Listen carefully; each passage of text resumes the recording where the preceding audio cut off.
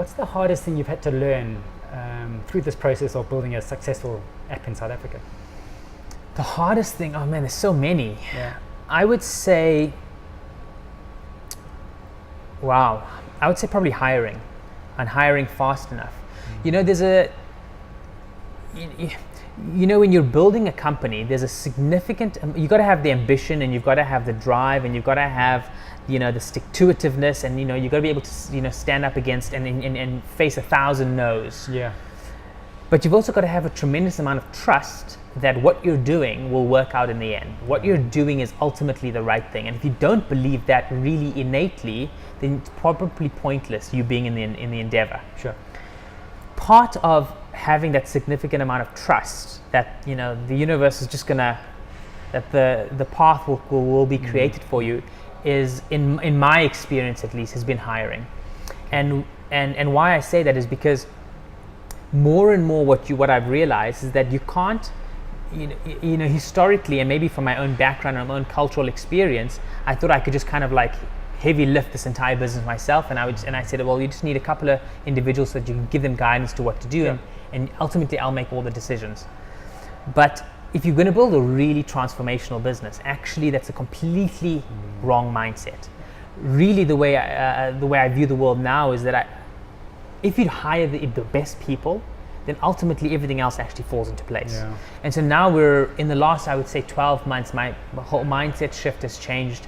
Even though a lot of our investors and advisors and board members were constantly hammering me higher. Yeah. There's also a kind of like an old, in the Indian tradition, you run your shop, and you got to have a P&L statement, and you got to have your cash flow, and actually to run a really big successful business, sometimes you got to let go of that cash flow and that P&L ideology, and you got to just trust that what you're doing is the right thing. Sure.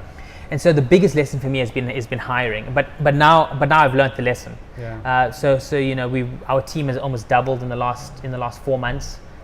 It'll grow even bigger over the next year, and hiring specifically engineers and developers, that has been the biggest learning curve for us. And I think with any business owner, someone who started something, or a business owner that started something from scratch, it's so difficult to let go because you think that you're the only person that can do it in a specific way. Yeah. And I think that is the challenge of any entrepreneurs. You have to let go and start trusting people.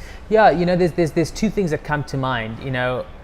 I think it's a Steve Jobs quote, but it might be somebody else, where you don't hire smart people and then tell them what to do, right? Sure. So that's something I've physically learned myself.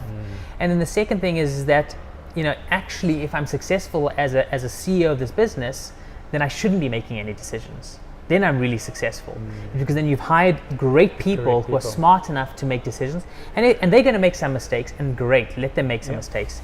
That's actually very rewarding to make some. I mean, we've made countless mistakes. We've made a massive mistake in the last 2 months that hopefully we'll get to share at some point in the future. But the point is that smart people will make mistakes, will fix them very quickly and move on and not make that mistake again. Yeah. And if you are the bottleneck of all the mistakes being made, well, you're just not going to move fast enough.